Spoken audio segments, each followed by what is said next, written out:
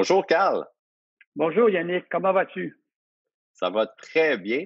Alors aujourd'hui, on va parler d'un sujet qui nous passionne tous les deux, donc des entreprises qui ont eu une performance exceptionnelle grâce à une stratégie par acquisition en série qui a été très efficace. Donc, Carl, on présente un tableau avec une dizaine d'entreprises qui, en apparence, n'ont pas de points communs, mais oui, il y a un dénominateur. Pourrais-tu nous le présenter? Eh oui, ce sont les 10 entreprises qui ont le mieux performé sur la bourse du TSX pendant la dernière décennie qui s'est terminée le 31 décembre 2019. Donc, Carl, on va donner des exemples concrets. Si vous aviez investi dans Dollarama il y a 10 ans, eh bien, vous auriez réalisé un rendement annuel composé de 27. En d'autres mots, un investissement de 10 000 aujourd'hui serait à 113 000. Deuxième exemple, Boyd Group. Si vous aviez investi 10 000 il y a 10 ans, aujourd'hui, c'est 433 000 que vous auriez, ce qui représente un rendement annuel composé de 46. Carl, c'est assez phénoménal, hein? Ça démontre clairement l'importance du rendement composé pendant plusieurs années. Et parmi ces étoiles boursières, Carl, pourquoi s'attarde-t-on à Boyd Group, Constellation Software et Alimentation Couche-Tard? Oui, ces trois entreprises, ces trois étoiles boursières sont remarquables par le fait qu'ils ont tous été propulsés par une série d'acquisitions conduites là, par des gestionnaires de capital exemplaires. Donc, si tu le veux bien, Carl, on va s'attarder à Boyd Group, qui a terminé deuxième, comme on l'indiquait. Son titre a progressé de 46 par année en moyenne au cours de la dernière décennie. Donc, on le voit avec la ligne orange. Et puis, la ligne bleue illustre la progression de son bénéfice par action. Et la croissance a été de 25 par année. Est-ce que tu pourrais nous résumer les activités de Boyd Group, Carl? Oui. La clé du succès de Boyd, c'est qu'elle a méthodiquement poursuivi la consolidation du secteur des réparateurs de véhicules accidentés. Son réseau aujourd'hui réunit plus de 670 garages, principalement, dont 85 de ces établissements sont localisés aux États-Unis. Étant donné son statut de joueur dominant dans l'industrie, elle jouit d'entente de fournisseurs privilégiés signés avec les compagnies d'assurance. Alors, ces ententes lui procurent à la société de puissants leviers économiques, autant au plan des revenus qu'au plan des coûts, parce que les revenus de ces acquisitions se voient presque automatiquement augmenter en raison de ces ententes pour avoir plus d'activités de réparation. Puis deuxièmement, ben, son pouvoir d'achat est accru également, alors il va réduire ses coûts grâce à un volume plus important d'achat. Deuxième entreprise qu'on a retenue, Carl, c'est Constellation Software, une entreprise qu'on connaît très bien chez Medici. Donc, c'est la troisième entreprise la plus performante au cours de la dernière décennie à la bourse de Toronto, avec une appréciation de son cours boursier de 42 en moyenne par année. Donc, Carl, on connaît bien Constellation chez Medici, mais peut-être que ce n'est pas le cas de tout le monde. Pourrais-tu nous résumer ses activités et ce qui la distingue? En bref, Constellation, c'est un conglomérat qui résulte d'une multitude d'acquisitions d'entreprises de tailles variées, mais ils ont tous quelque chose en commun, c'est qu'ils détiennent des logiciels qui supportent les opérations de leurs clients. Mhm. Puis, par exemple, là, il y a quelques années, ben, en fait, il y a plusieurs années, je pense que 6 à 7 ans, ils avaient acheté une société de Rimouski qui avait développé et commercialisé un logiciel pour gérer les taxes là, municipales. Alors, ce logiciel-là avait été acheté par plusieurs municipalités au Québec. Et tant qu'à parler de logiciel, ben, ça devient probablement un des avantages très concurrentiels de Constellation parce que Comme tu sais, ces logiciels ont des revenus récurrents et durables pendant plusieurs années. Alors, ça permet là, d'accroître là, la durabilité des profits de Constellation. Puis Constellation, ça repose sur une gouvernance que nous avons rarement vue dans les entreprises. Okay? Ce sont Oui, des gens qui sont très axés sur le rendement du capital. Alors, à chaque acquisition, ils payent le bon prix pour avoir le rendement espéré là, sur leur capital investi. Ce sont aussi des opérations qui sont pas centralisées.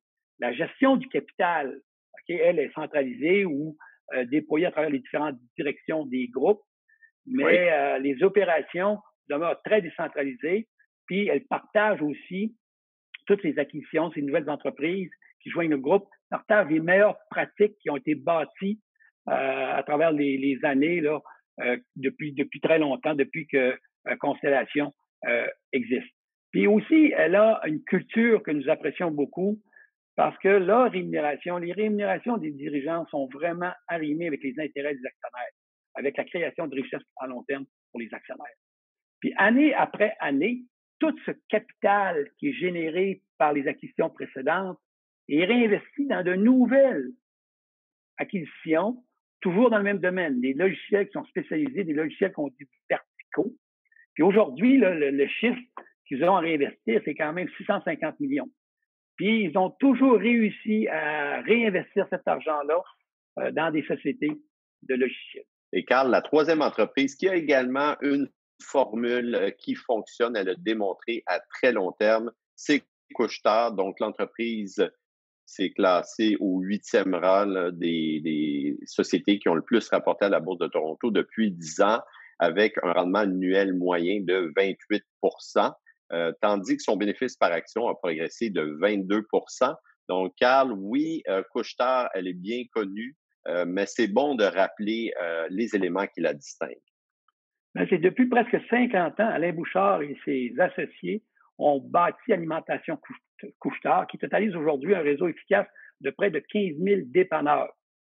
Puis Mhm. la raison, à mon avis, qu'ils ont réussi à payer un prix intéressant pour ces acquisitions-là, parce que les vendeurs, comme par exemple Statoil, la compagnie de Norvège, étaient plus intéressés à gérer leur chaîne de dépanneurs. Alors, ils étaient souvent, ces chaînes de dépanneurs-là appartenaient à à des grosses entreprises dans le domaine de l'exploitation du pétrole.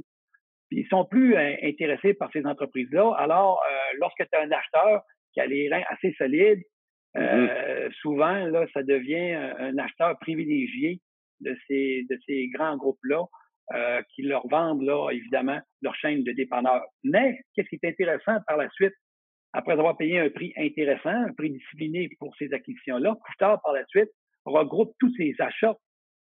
Ils regroupent ces achats, là, ils obtiennent de meilleurs prix dans, dans les achats de leurs produits qu'ils vont vendre. Puis en plus de ça, dont le pétrole, hein, en fait, là, Oui. ça veut dire que c'est un des plus gros acheteurs de pétrole aujourd'hui. Alors, ils obtiennent de meilleurs prix, pouvoir d'achat qui est accru. Puis l'autre également, c'est qu'ils font des synergies. Parce que souvent, ces chaînes-là étaient gérées plus ou moins d'une manière efficace. Puis qu'est-ce qui est intéressant dans les synergies qu'ils prévoient faire, c'est qu'ils nous donnent des comptes rendus par la suite où ils en sont rendus avec la concrétisation de ces synergies. Ce qui est très rare. Souvent, les entreprises vont promettre des synergies, mais on n'entendra plus parler une fois que les acquisitions vont être faites. Oui, Couche-Tard, en la matière, a excellé. Et ben, ça me permet justement, Carl, d'arriver aux ingrédients qui sont nécessaires pour être un acquéreur en série à succès. Donc, tu viens d'en parler, les comptes rendus sont importants, mais c'est quoi les trois éléments là, qui sont essentiels à tes yeux?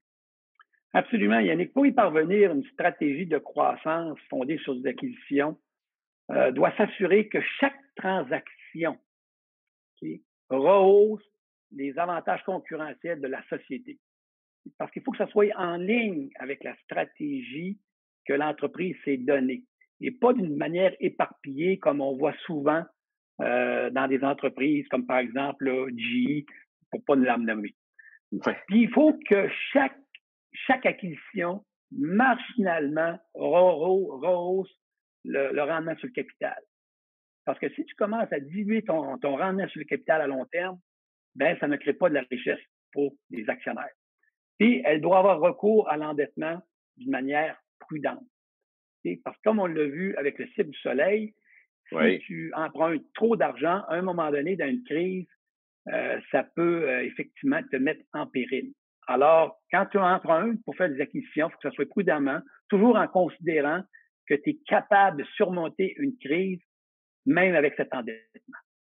Okay?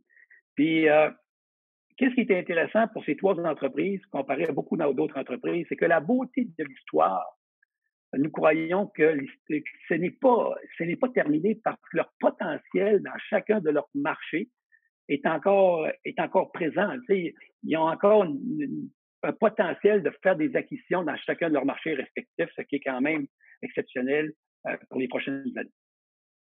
Eh bien, Carl, si tu le veux bien, on va se donner rendez-vous dans 10 ans pour faire le point avec ces entreprises. Mais dans l'intervalle, on vous invite à nous poser vos questions, qu'il s'agisse de questions à propos de la capsule qu'on vient de traiter ou à propos de votre situation financière. N'hésitez pas à nous écrire à info@gpsmedici.ca. Vous pouvez vous rendre également sur notre site web ou notre page Facebook. Et enfin, nous sommes également présents sur LinkedIn. Carl, un grand merci. Merci beaucoup à toi, Yannick, et merci à tous nos auditeurs.